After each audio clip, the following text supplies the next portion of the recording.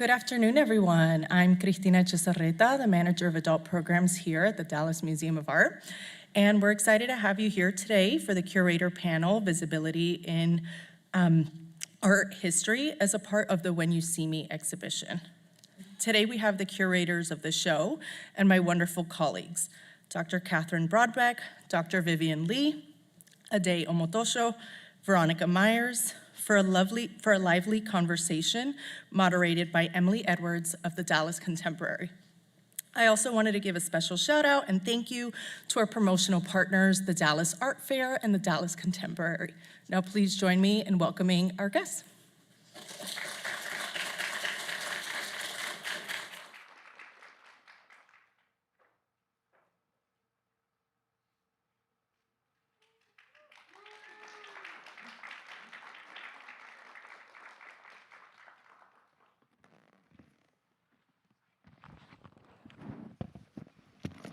Thank you all for being here today. I am so excited and so honored to chat with my curatorial peers and more importantly, my friends. Thank you for inviting me to do this with y'all today. Congratulations on a beautiful exhibition. It's so sad it's coming to an end, but happy to dive into conversation and send it off in a beautiful way. So let's go. Tell us about the origin story of the show. How did it come to be? How did you come up with the title? And what does visibility mean to you all? Thank you so much, Emily, and great question. Great to be with everyone today on this lovely, sunny Sunday. I know it's especially difficult to be in an auditorium in the middle of the day when it's not 90 degrees. I will dive in, and then I think we'll all just be, in our multivocal approach, be interrupting each other and speaking over each other. But yeah, actually, do we have the clicker? Why don't we go ahead and show at least, I think maybe the next slide. We can all kind of take turns. Actually, let's go one more and see kind of when you're, yeah, that's good. So this exhibition has been on view for almost a year now, which I kind of can't believe it. We rotate or have historically rotated selections of the collection in contemporary art once a year, which has been an amazing way for us to, be a little more reactive about, kind of what's happening on, like, in general in the field and select works from the permanent collection that really speak to that. And this was something that I think partially, at least for me, was inspired originally by some recent acquisitions that we had made specifically on this field, or, in the field of visibility and on works. Actually, let's do one more. We'll show you a few different things that dealt specifically with visibility. So the titular work for the show, When You See Me, is by Deborah Roberts, and we had acquired this work now over 5 years ago, and it was a work that we were really interested on getting on view. So there were a couple works that we had acquired that were, I guess, kind of like inspiration images for the show, and this was definitely one of them. And a couple weeks ago, Ade had an amazing conversation with Deborah about that particular work. And her work, actually, maybe Ade, do you want to talk a little bit about the Deborah Roberts work to kick us off? So Deborah, she was here a few weeks ago, and yeah, we had a really great talk, and I learned so much from her about this work in particular, but I think it was really nice that this piece is what gives the show its title, because the work really is interested in visibility and the sort of consequences of it, the limitations of it, and I think that was also what shaped our thinking around this exhibition. We wanted to think about the ways that representation and the discourse around it had changed very dramatically over the last 5 years or so. And so you saw artists kind of embracing visibility and representation, either with figuration, looking at figurative painting, but there was also a sense that artists were feeling very skeptical and even suspicious of what visibility meant. They were trying to think about the ways that it felt like a kind of ruse, and a trap for them that they wanted to sort of circumvent.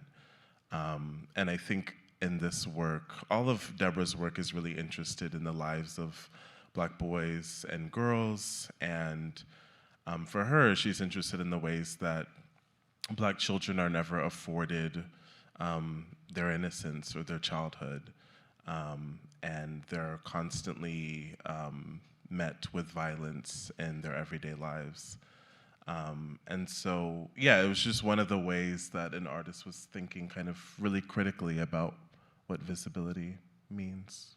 And I think going back to your question of just asking us, how do we think through visibility? What does that mean? I think that was a very kind of strong ethos for our approach in thinking through ideas of diversity, inclusion, representation, visibility. These are all words that we're hearing more and more come up in conversations in museum spaces, in cultural spaces more generally.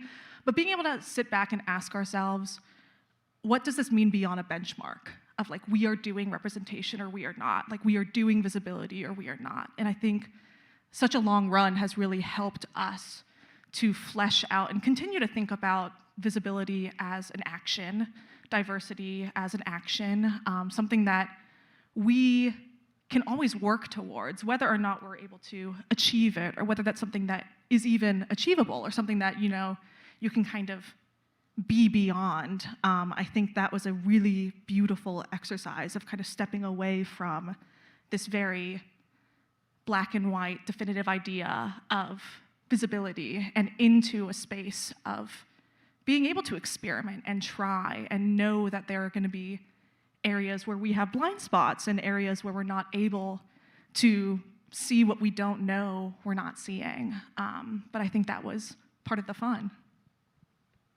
I will say, oh, sorry, go ahead. I was just going to bring up now that I'm looking at the image, I'm so sorry, Vivian, I interrupted you. I told you we will be talking over each other. One of the other kind of polls, so as Ade mentioned, and then Ron beautifully explained, you know, there's such a diversity of types of works that are on view, and some of them are very figurative, some of them are very abstract. There's different kind of conceptual and theoretical frameworks that we were interested in exploring that really kind of run the gamut. But one of the other, I think, kind of big polls of inspiration for originally the exhibition was the works of Travera-Strachan, one of which is on view here. It's actually the encyclopedia that's in a case. So we have two works by the artist on view. We actually just acquired another kind of monumental sculpture of the artist that will be included in our sculpture garden in the coming months, which is super exciting. But Traveris's entire project is really about who is and isn't included in the canon of both history and art history. And he's created an entire encyclopedia that he calls the Encyclopedia of Invisibility, that has over 3,000 entries. And so these are figures that have been kind of excluded from official canons of histories or have been underrepresented in them. And so his like larger practice as a whole is dealing about kind of like who comes to the fore when we're canonizing history. So I think that that was also, I think, an important kind of through line throughout the exhibition is, you know, how do these narratives get canonized and who is and isn't included in them? Sorry, Vivian, go ahead. I just want to also bring up for visibility too, thinking about each of us thinking about this concept. Our theme, also visibility for me wasn't just about visibility, but also invisibility and unseen. And I think just making sure that, like, forefronting the artist, what they're bringing to this conversation. I mean, we're the curators, but it is these fabulous artists that are adding to the conversation. I mean, we're just kind of in many ways a vehicle to bring that together for them, for this museum especially. And so also to think about artists, how they're thinking about visibility, invisibility, and the range, the gamut between the two is also very interesting, and that these aren't, I mean, more recently in the last 5 years, there's been so much thinking and rethinking about representation and visibility, especially in the arts and institutions. But I think also to talk about how this isn't a new theme either. It's just a recurring theme that is having a new kind of reconsideration by a new generation of artists. So we also made sure the conversation was an intergenerational one as well, to give kind of the flowers to the earlier generations of artists as well. Well, you guys brought up multi-vocal approach. How was it working together? How did you divide up these curatorial responsibilities? You all have different areas of specialization, so we'd love to share those with the audience as well. I can go first. So I am the only one up here that doesn't formally have a title as curator. I am currently the curatorial assistant for contemporary art here at the museum. And so this was a huge step for me, working in an institution of this size and being given equal footprint with my colleagues here, my team. And it was a beautiful trust exercise of being able to look at this kind of blank slate and look at this collection of works that we have in our museum, and come at it from 4 very, very unique perspectives. It's fun to have, one question and 5 answers, really. Every time that we were landing on something else would come up. And I think that really lent itself to the show. And as I was mentioning earlier, I think that it's really a testament to the fact that we are 4 incredibly different people who have different trainings and backgrounds, perspectives, areas of focus, and even still, we barely scratch the surface of our collection, of current practices or trends in contemporary art. And so I think we're a very collaborative team. We're always hanging out, we're always meeting together. So it felt very natural, at least for me. Yeah. Maybe not for you guys, but it felt very second nature. And it was nice to see where we were able to kind of fill in the gaps and flesh out this conversation. I think it made for such a beautiful story. It went from a single voice to a chorus, and I think that's really lovely. Yeah, I love working with this team. I've always found that we have all of these affinities that run between us and many overlapping interests. And so it's always fun to put together an exhibition with this team because I think it does lend itself to this kind of, polyvocal kind of chorus that Veronica is describing. And it allows the viewer, I think, many kind of points of entry into the exhibition. So maybe you're interested in a certain way that representation or visibility kind of figures in the mainstream. I think we tried with all of our various perspectives to, approach it from different angles. I think it was very organic too, the whole process. We didn't, at the very beginning, I think we weren't like, we just, I'll do this. And it was a very organic process too. It wasn't meant to be multivocal. It kind of became that way as we were talking with colleagues too. Interpretation of the show especially kind of brought forth that there are very distinct voices, and also the title of the show is When You See Me, also to why not see what, because usually curators' names aren't associated with the exhibitions. You kind of have to look sometimes to see who curated some of the shows here. And so I think it was also just to have more ownership in what we're doing with the show, and also with the institution, with the artists, the collection that we're stewarding here. So it was just kind of beautiful how we all had, in any case, our own perspectives on what collection works we all brought to the table that interested us, and then from there, that's how the themes and different perspectives came together. And this was the first show that I worked on with everyone. So, I'm almost 2 years into my role as assistant curator here. So this is the show that kind of gave me the most in-depth perspective of the collection itself. I had to work pretty quickly. I think this was one of the first things that Catherine was like, okay, we're doing the show. Probably when you your first week of work. Yes, exactly. So I was like, okay, let me see what's in the collection. How do I want to think about what figuration means? So it was great in that way too, just to dive in immediately. Yeah, I think those are all really good points, especially what Vivian says about kind of the, history of a collection is also the history of the people who bring the work into collections. We like to think that this is some objective repository of, art knowledge, but it's really deeply shaped by the people who have worked here, before us and will work here after us. So there's also a lot of ghosts in this room. So we're the people who are sitting on the stage now who brought some of these works into the collection and then selected them for the show. But there are, countless of past curators who, shaped the collection before us. So I think it's also really interesting to think about it it, in that way I think that that's also something that, again, I think part of the reason why we're interested in the kind of transparency of signing our names and like thinking through those issues is because there is something kind of deeply subjective about it. We made choices and other people would make a different set of choices, and the particular subject matter at hand is such a hot button issue, and we didn't want to come across like this is something that there is one answer to. There are contradictory answers to how art and artists deal with the idea of representation and visibility. And so I think we were hoping, I think, a little bit just to lift the curtain a bit on that process, which can be quite opaque, especially if you don't work in a museum. Amazing. You guys also like each other, so that's a huge success. Congratulations on Who that. said that?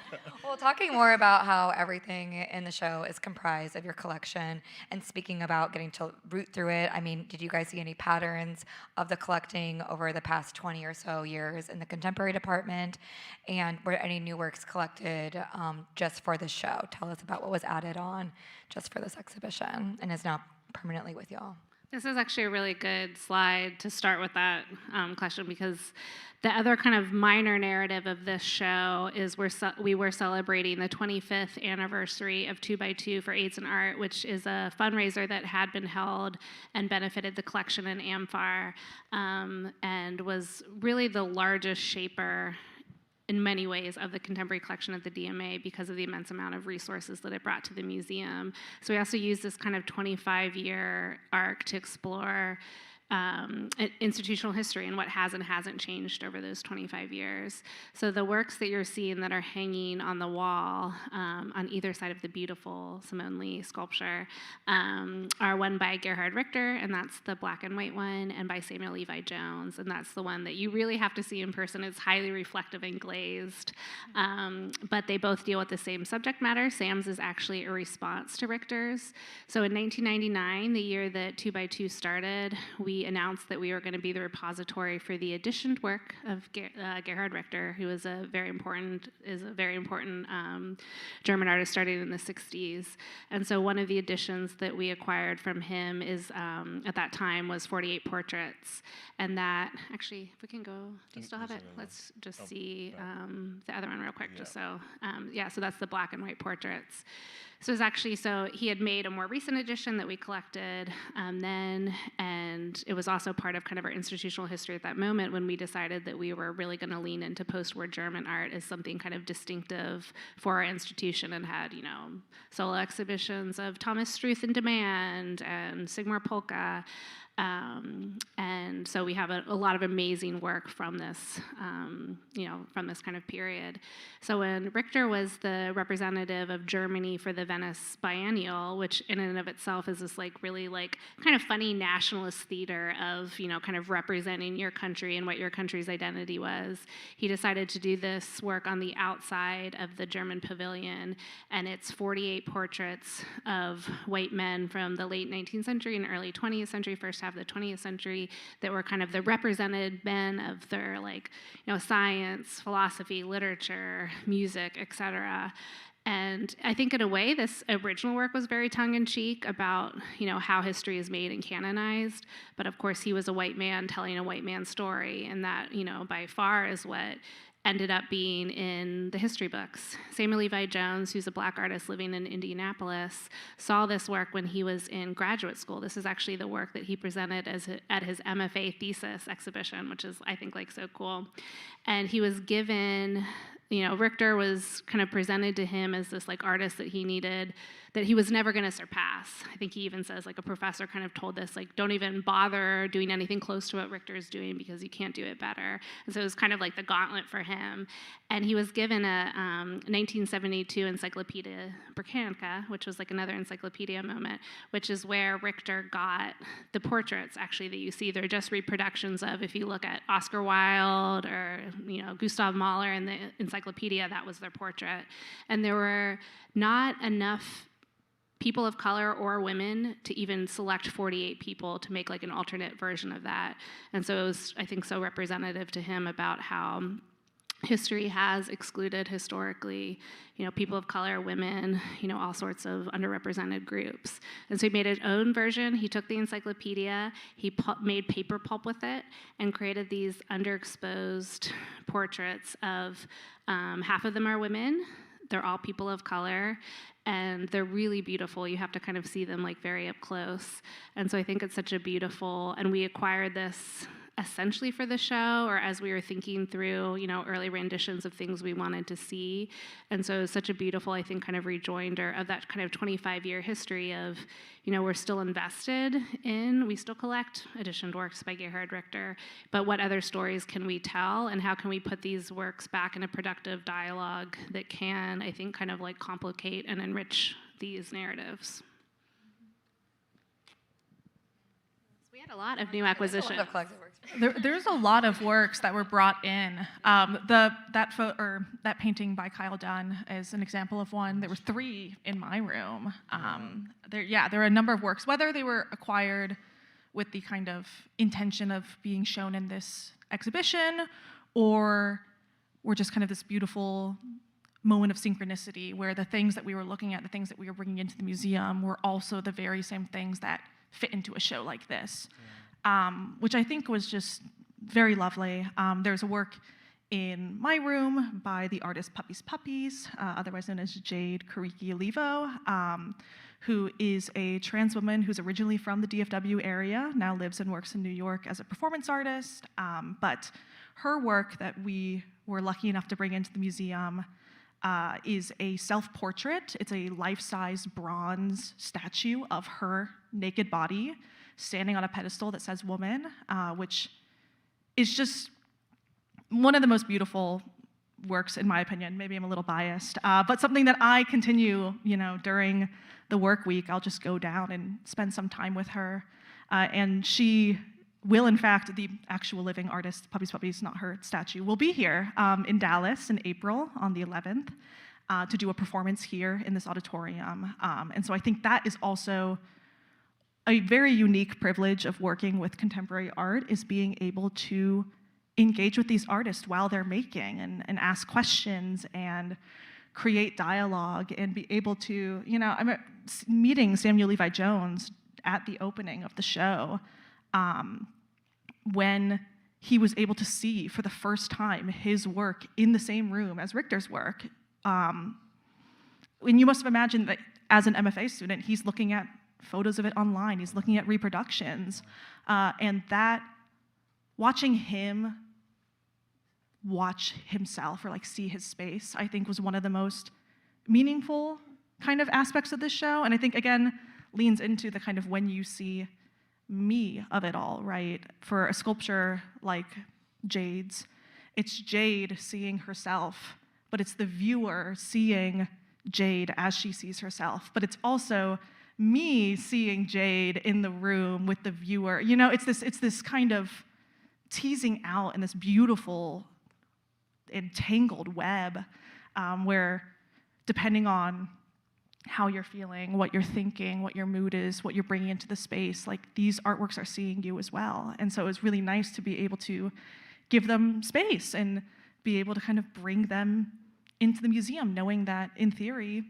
hundreds of years from now, if this museum is still open, hopefully, that a statue like Puppies is going to be as normal as seeing a marble Greco-Roman sculpture, It'll be cool to kind of see her one day. I also just mentioning, since these are recent acquisitions, also works that are by artists that aren't alive today. So for me, I think Pasita Abad, her work, as well as Shigeko Kubota. Pasita Abad, she just had a recent exhibition, a blockbuster solo, and from the Walker, organized by the Walker, and then also that work that we recently acquired, that was made in the 1990s. Shigeko Kubota, who's a great video artist, active in the 70s, 80s in New York. We just also recently acquired her work that's made in the 1980s. and she just had a show at MoMA a few years ago too. So just all these artists that, female artists of color who haven't been recognized until more recently, I think also has been folded into our collection, into our acquisitions in the recent years, and that's also reflected in the show as well. So that we're able to collect up-and-coming, exciting artists that are making their mark now to ones that have been excluded, and then we are coming back into interest and that the works are getting the fame and recognition they should have gotten more of during their lifetimes. I think is just amazing that we can do that and put them all together. And also, I just love also with Pope L, who passed away right before our show opened, and kind of that triangulation, and that work was made in the early 2000s. So it's just our acquisition process and thinking too, putting that in. We got to debut a lot of new collection works, recent acquisitions that just hadn't been shown either. So in my section, for instance, there's a really wonderful, very monumental sculptural assemblage work by Neri Ward, who's based in New York and is of Jamaican heritage. But I also think that just as important as, looking at these recent acquisitions and thinking about what Catherine said about us kind of standing amidst these ghosts and these legacies of the curators before us, so much of curatorial work is archaeological, right? You're excavating, you're digging through all of these objects that at one point someone just like us sat down and thought, this needs to be seen, like this needs to be held on as this kind of representation of the histories and what was happening in society at that time. And so, there's Puppy's work. Hey, Jade. So being able to go through a collection of thousands of objects and have these beautiful discoveries that many of us maybe weren't aware that these works were already there, or weren't aware that we had this moment. I remember there's a series of prints of photographs by David Wojnarowicz that's in my room. And I originally had it kind of mirrored with this other work that I ended up not putting in.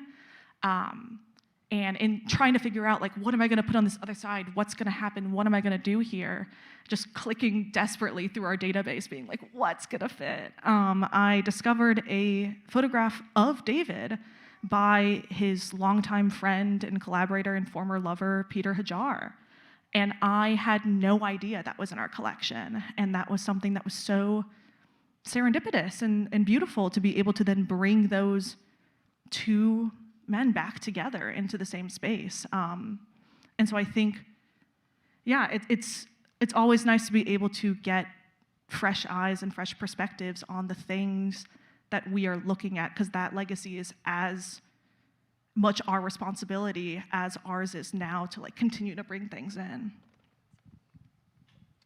Well, as mentioned, the show opened in April of last year, and fast forward to today, we are in a wildly different political context. So how has the exhibition's message evolved for each of you over the course of its run? Big one. I always have an anecdote. I said, oh no, twist my arm. But if you will permit me, I do have an anecdote to share that I love telling people, and sounds so Hallmark, but did happen. But I was walking through the galleries one day and was stopped by one of our gallery attendants, who asked me, I was in the space that I had curated in the show, and she was like, "Did you do this room?" And I was like, "Yeah, this is my room. This is my space." Why do you ask? And she shared the story that her child had recently come out to her, and that when that had happened, she was scared, she was confused, she was worried, and she didn't accept it in the moment. She was so terrified of what that might mean for her child, And she was telling me all this, that she just shut it down and was not affirming and was not ready to have that conversation and just kind of buried it. And then she was stationed in my room and had to stand there, surrounded by all these works for a pretty extended period of time. And she was like, your room made me understand. And she went back to her child and apologized and had a conversation. And she was like, this helped me to realize that I was wrong and that this was okay. And then a few weeks later, she like ran up and she was like, I brought my kid to the museum. They loved your room. And I was like, just sobbing. But all that is to say, like, administrations come and go, audiences change, art continues to provoke conversation. Like, art will keep doing what it's been doing for the whole of human history, which is to share and express and provoke and respond.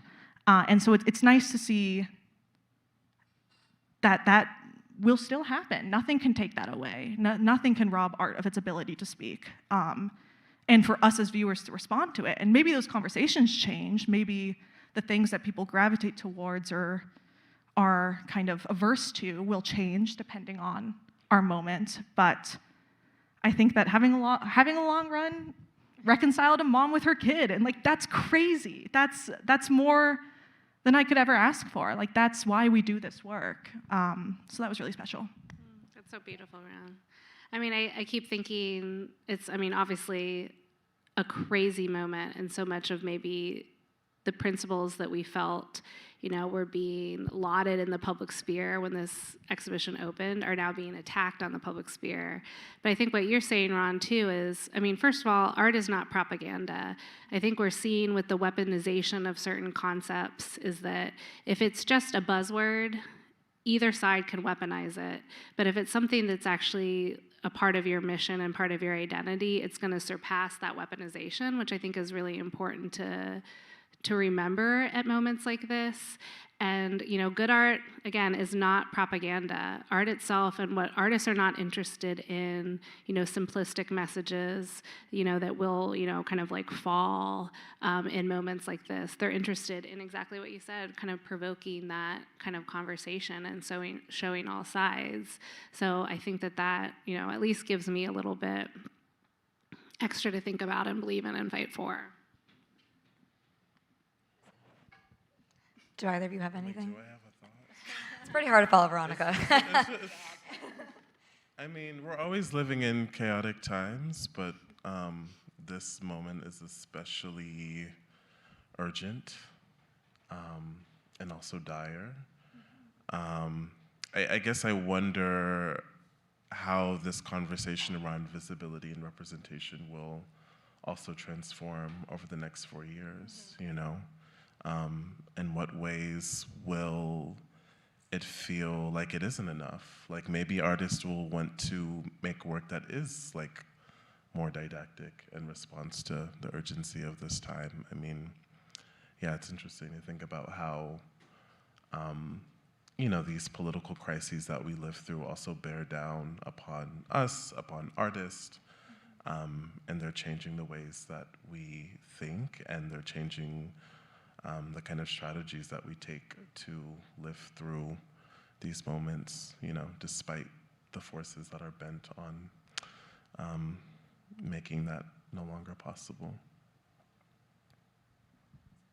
I think just also thinking about this is a moment, I mean, what we acquired, most of them are like made in the last 5, maybe within 10 years. I mean, so this is representing artists and how they were approaching the idea, the concept of visibility. And like you said today, this idea of visibility, what that all entails, will change.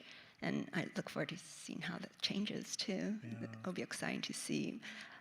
But I think it's important that we keep on thinking about it too. Right. Because artists are definitely thinking about it. And it is in society, I think, at large. They're definitely thinking about it. I mean, it's interesting to think about that span, you know, 5 years what is that, like right around the beginning of the pandemic, which of course also coincides with global uprisings in support of George Floyd. And, you know, I think you can't think about the art that has been made since without thinking about these political crises. They do shape the conversation in very dramatic ways. Obviously, they've, you know, led to certain trends in the market, but even deeper than that, I think artists are trying to think about the ways that their art can sort of meet the moment. And I think the same will be true of this administration. Yeah. Amazing. Well, thinking just outside of just this museum, thinking about scholarly discourse, how do you all hope this show impacts that? How do you hope your show is, y'all are writing contemporary art history now? What do you hope is said in the books 10, 30, 50 years from now about this show? So there was a show at the Guggenheim called, what's the name of the show Going again? Dark. Going Dark, that's it. And Ashley James is a curator at the Guggenheim, and she organized it for the museum. And that opened some months before our show, but you know, we were all working on it, I guess, presumably around the same time. So I also was just kind of, I think, inspired that it was something of a conversation that was happening nationally across curators working in very different contexts. I think it really shows that it is a discourse that is on a lot of people's minds, and they are trying to think about the ways that artists are responding to its significance. So for me, I think, yeah, I think it's nice to see the show sort of in conversation with other exhibitions that are happening that are looking at these issues. But then also, again, to think about it as a sort of post-pandemic exhibition in some ways, and what that means, you know. We are still very much living in a post-pandemic moment, so, yeah. There's a work in Vivian's room by Wangari Maathai, and in the title, I don't know if we have the green one, sorry, I'm so excited. But the title includes, in parentheses, "She is here and so are you." And I think that is what sticks with me, right? Is regardless of whether we did what we were setting out to do successfully, whether we change minds or change hearts or create this dramatic momentum or pivot in the field or this contribution, like it's important that we were here, and it's important that you are here and that these artists are here. And that in itself is powerful, to be able to just hold space. And I think that was what was really important in thinking through the works that I chose, which were all queer artists. That was really important to me, especially as a queer person in a red state. I think populations in red states can be seen as very monolithic, and that is obviously not the case. And so it's really important to me to be like, I am here, and you are here, and these artists are here, and this is what we are doing right now. And you know, maybe 20 years from now, some curatorial assistant is gonna be combing through our database and be like, what was this? Like, this is so tacky, like this is so bad and cringe. Or, you know, but I think that's beautiful. I hope that years from now, this isn't seen as radical. This isn't seen as some crazy endeavor, but is seen as so second nature and maybe even like a little outdated. And maybe just on that, I think it's also important. There's a lot of recent acquisitions in the exhibition. There's also a lot of works, like Vivian said, from the 90s, including this amazing Willie Cole. There's also one of my favorite parts of working at the DMA is that we are an encyclopedic historic collection, and the earliest work from the show is from almost 200 years ago and was made by a formerly enslaved potter, David Drake, who signed his name on his, kind of masterworks of pottery when, there was literally no kind of like authorship, for such a wide and important part of the population in this country, this work here by David Drake. And so, I think in a lot of ways our work in this show is more kind of responsive maybe than trend setting even. And one of the things that we had seen that artists were looking at, kind of repeatedly in recent exhibitions, including a show by Jatavia Gary that we had up, I guess, a couple years ago now already. Could it be? Maybe last year? I have no sense of time. Who was really interested in the idea of critical fabulation, which is a notion that Garrett Bradley, who's the other filmmaker in this show, also was really deeply engaged in, and Tavares Strachan, I think, as well, which is the idea of looking back at the historic record and seeing what's missing, and when you don't have, the actual physical, tangible history to speak to, a wide swath of the population of this country, what can you create in its absence? What is this like, kind of positive act of creation that you can do to tell the stories of the people who have been deliberately kind of obfuscated from the historical archive? So I think that was like a really important kind of organizing principle, at least for me, in thinking through, some of these works, and how amazing that Sarah Schleining, our decorative arts curator, bought this work by David Drake, which is such a beautiful example of, kind of the rarity sometimes of visual culture to be able to speak to lived experience historically, how few, things that has, the name of a black maker from the 19th century, is like such a historical rarity. So I think that too, I'm not sure if it's something that we incorporated, that we wrote the history of course, but at least is kind of responding to, that I think is really interesting. I also love just to talk about titles and artists' titles inspiring us. Deborah Roberts, her title, When You See Me, I thought was so perfect for our exhibition, just also because we couldn't think of a better title ourselves. But I mean, it's such a perfect title because it's When You See Me, where the burden is put on the viewer, not, I mean, these artists have been around. Artists, they've been making, even in the absence of light, they've been making, and they make great art. And that we, as institutions, as curators, scholars, are able to recognize that, I think is really part of that, being part of that conversation is very invigorating and exciting. And it kind of makes me also think about myself, my own limitations and blind spots, who am I not, for some reason, not paying attention to. So I hope this exhibition helps to open more for next generation or newer people to this discussion. Well, thank you all for a beautiful discussion. We would like to open it up to the audience. So if anyone has any questions, we can pass around some mics. Just raise your hand and I'll come around.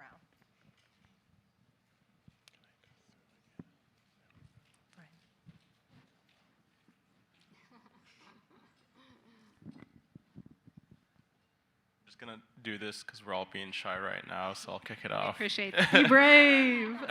But I appreciate y'all for all you had to share today, and as well as the exhibit. But just wanted to ask, with so many different hearts and minds involved, as well as trying to balance being subjective and objective, how do y'all find that when curating an exhibit, but also really trying to stay true to your message, even if someone might not get that on the first viewing?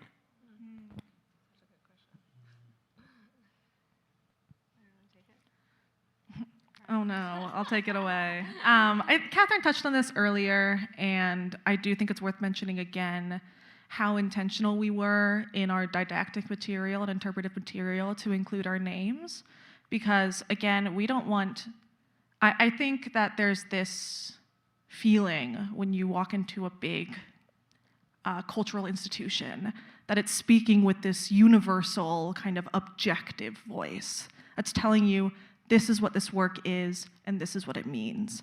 Every label you've ever read or not read has been written by someone who has biases and has a very particular angle and point of view.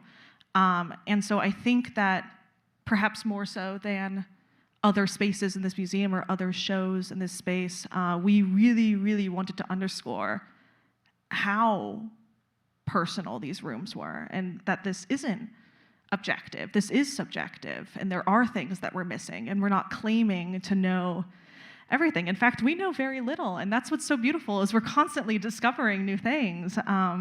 You know, if we knew everything, then we'd all be out of a job. But yeah, I think that was very important to us to make sure that, you know, the work speaks for itself, and our work that we do speaks for itself in a larger institutional context of what we're doing here as, you know, people within the Dallas Museum of Art, and what we're looking towards, and what the museum already holds and has for us to kind of play around with.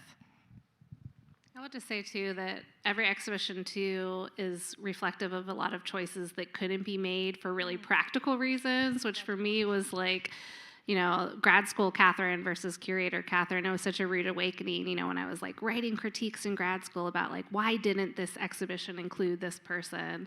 And like 90% of the time it's for a really boring budgetary reason. And of course, how you spend your money is political, but when there are limited resources, you know, sometimes, especially because my background was in Latin American art, and I like wrote a lot about when international exhibitions did or didn't include Latin American artists. And then I got to the point where I was like, oh, we just literally have to get rid of this location because we can't afford to ship there. So there's also all sort of like, I think from this end now, sitting like, you know, from curator Catherine, is that, you know, there's so many limitations that get made upon us that, you know, don't necessarily reflect our highest ideals, but reflect a really deep reality of, you know, resource constraints.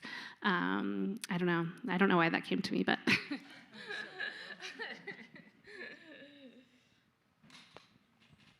Any other questions? Not necessarily a question. I'm over here. But I just wanted to express the appreciation for the intentionality and the thoughtfulness that has been poured into these curations, and this panel has been an absolute treat. So just wanted to express our gratitude. Thank you so much. Thank you.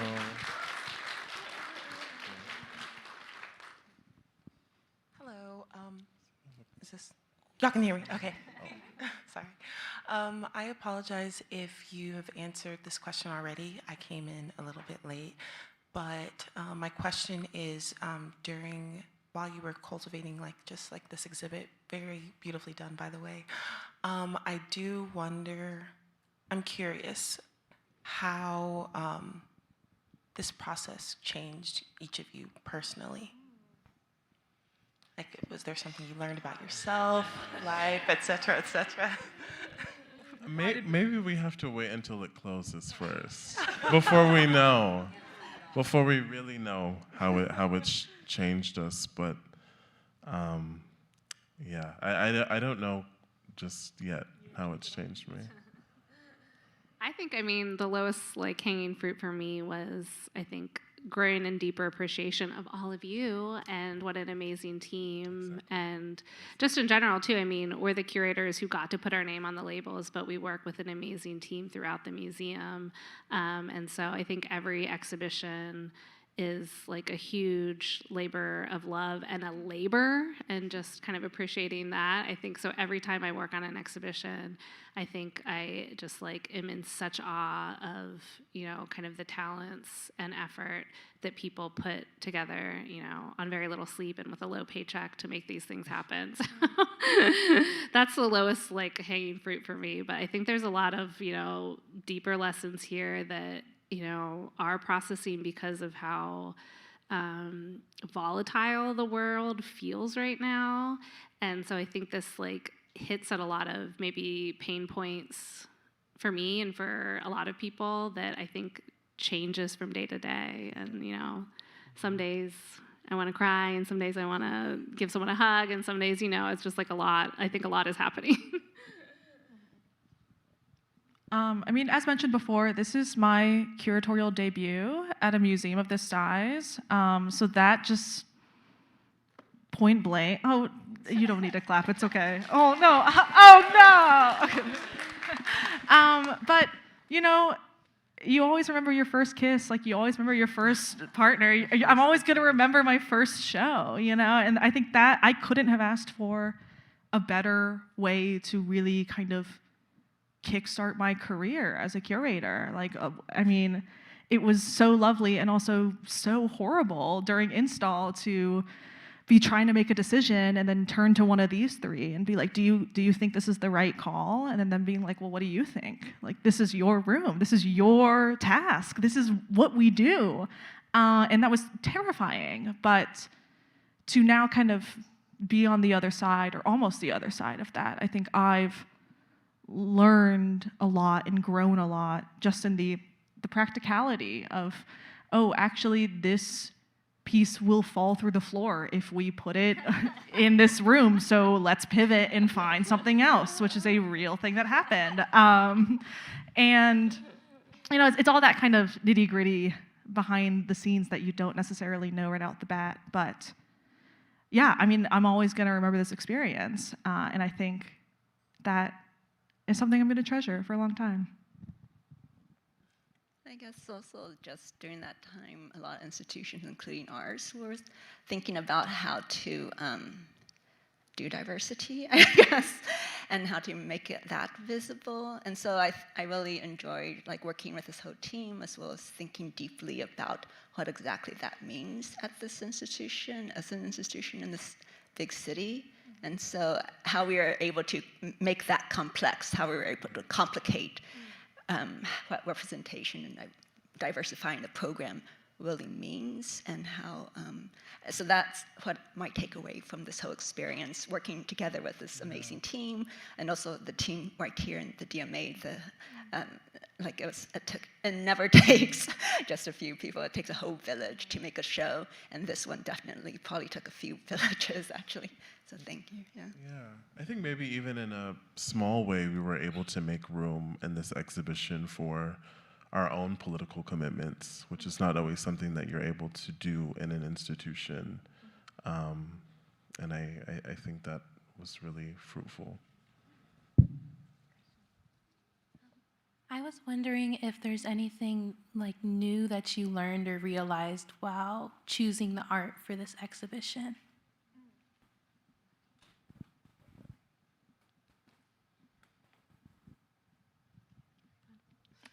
There's a lot out there.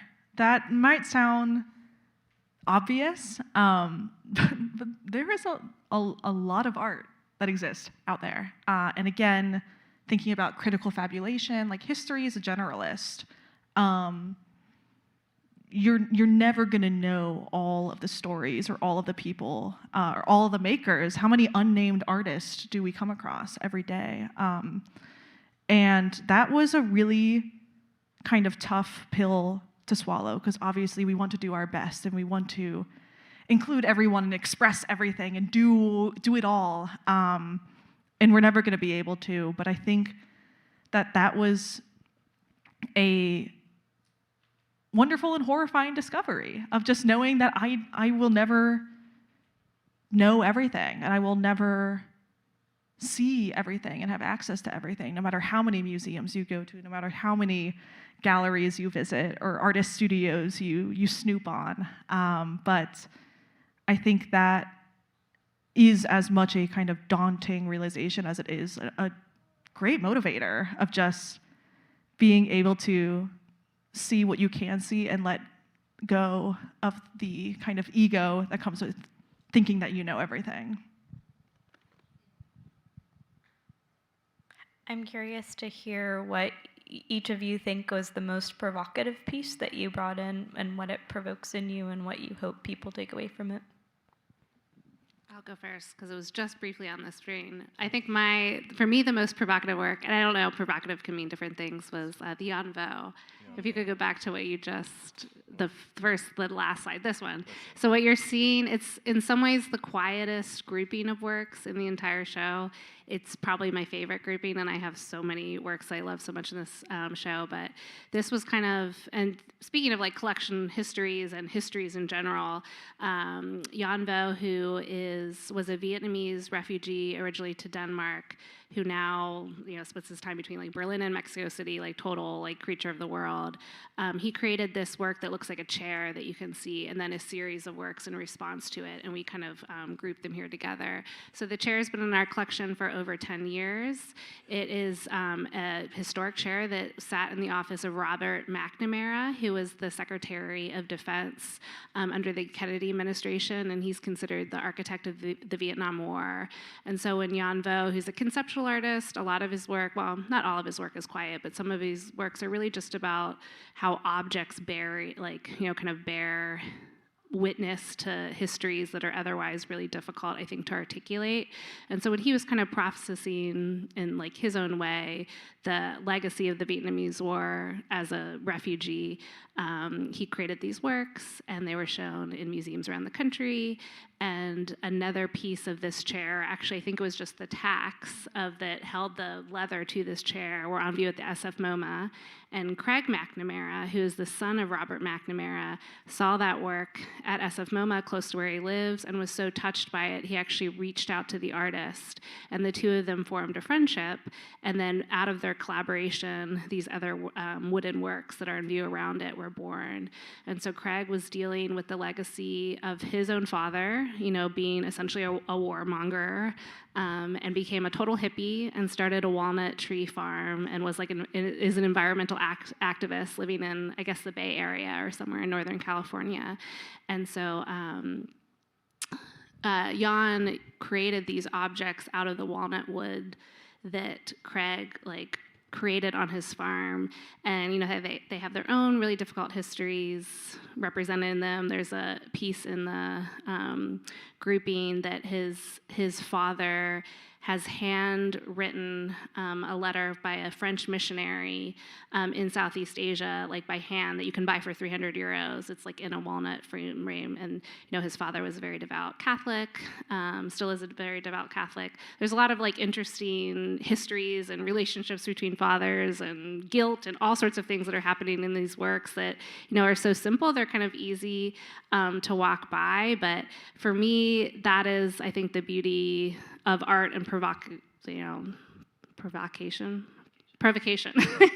is that, again, it's these intensely layered histories that have no easy answers. I mean, there's a lot that's going on here in terms of war and peace and all sorts of things, but again, it's not a simplistic answer. It's something that requires, I think, a lot of meditation, and to me, that's kind of the ultimate provocation of art.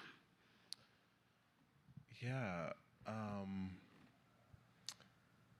I think, well, it's good that we're on this slide, actually, because you can see right into my section. And one of the things that I really appreciated about working on this exhibition was that it allowed me to think about a history of Black rebellion in relation to art making, to think about found object assemblage as a tradition that many Black artists have employed, but also as a kind of tradition, an American tradition that emerges out of Black rebellion. So one of the artists featured in this section is Noah Purifoy, and he's kind of like a forebear for many Black artists who work in this mode. They gather materials from the streets, from neighborhoods, and they make objects out of them. And Purifoy began using this technique after the Watts rebellion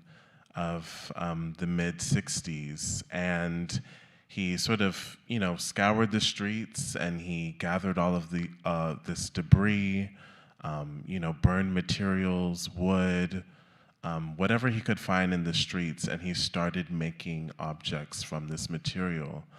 But what I realize is that it's not so much that he's trying to make beauty out of this destruction. He's actually trying to extend the aesthetic gesture of the rebellion itself. So one way to read Black rebellion is that by making a kind of mark on your landscape, you're inserting yourself within a history that has sought to exclude you. So you might think of Gwendolyn Brooks's poem, Boy Breaking Glass. And in the poem, a boy, he's in the middle of a kind of demonstration. He throws something through a window and it creates a hole. But that hole is not so much a void as it's a kind of mark. And it's allowed him to sort of create something real and, on a landscape that, works to deny his presence all the time. I also was thinking a lot about Elizabeth Hardwick's wonderful essay on the Watts Uprising, in which she describes the rebellion as a way to enter history. And so for me, it was nice to think about what art making emerges out of political crises. I guess for me, as a visitor, or just as from a visual perspective, Garrett Bradley's America is my favorite work in the show. It's just wonderful seeing it once it was installed. You just see images, but only when you see such works installed where it totally takes up the whole space. Just how, if you haven't seen it yet, please go see it. If anything, and please see the show. that work is an amazing work, and I'm just so grateful to have it here in Dallas, have its home here.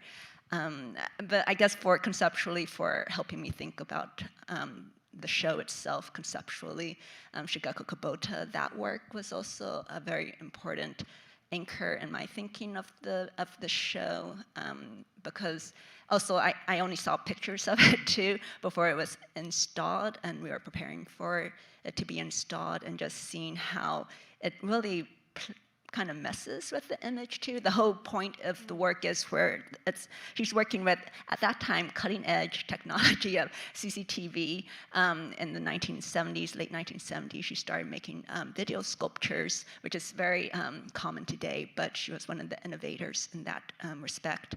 And then people were so used to televisual consumption at that point, where you receive the image, watching TV, and she inverts the monitor that looks like a space age monitor now at where it faces the mirror, so you can never really see the image. And you're actually, since it's using CCTV technology, or closed circuit TV, which is also used in surveillance cameras today, the image that it shows is actually the image of you or whoever is around the work, so in that physical space as well. And so just that play between kind of the refusal of an image of visibility, how she also makes you, and I see so many people trying to take their pictures in that mirror, but she also frustrates you there because that mirror is curved, so you can only see your image really where it actually shows at one or two certain spots at the end, but it keeps on moving. The TV, actually, she also has a swinging, so she's really messing with you and so kind of also thinking how artists, or that helped me think about how artists are also remaining opaque, or also using these other strategies of visibility in their works. So yeah, so that would be kind of one of my favorite works for just thinking about this show. I think for me, everything that everyone mentioned, absolutely. But if you can try and find the tricarton Fitch, get on it. But there's a work that has been the most provocative for me, both in grappling with how it was installed, but also in having to kind of defend my choice to visitors. It's this work from 2005 called It's Over, Be More Gay. And it is a giant installation that takes up a huge footprint in the center of my room.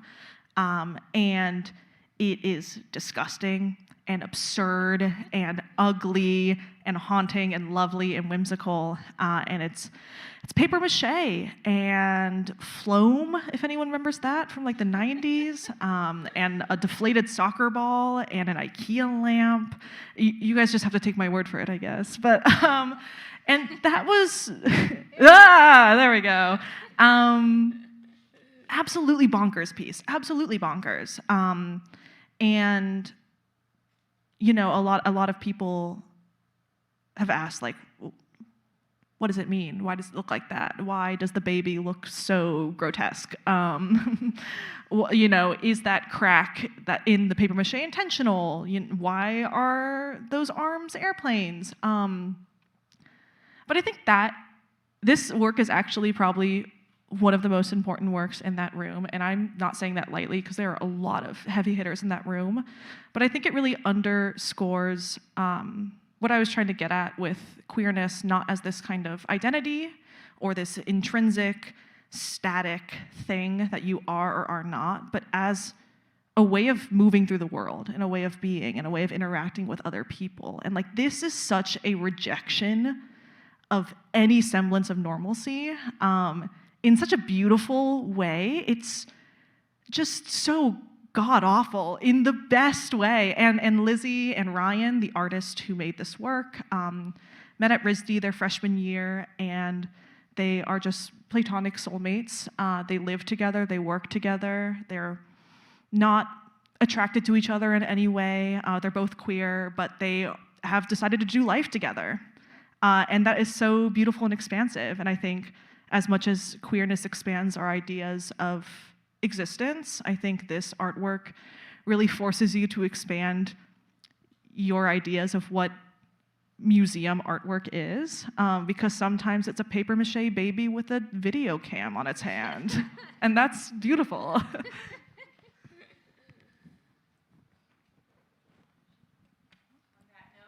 feel like that's a good ender. Everyone go see the baby. I'm sorry, that's my fault. JD's cutting you off.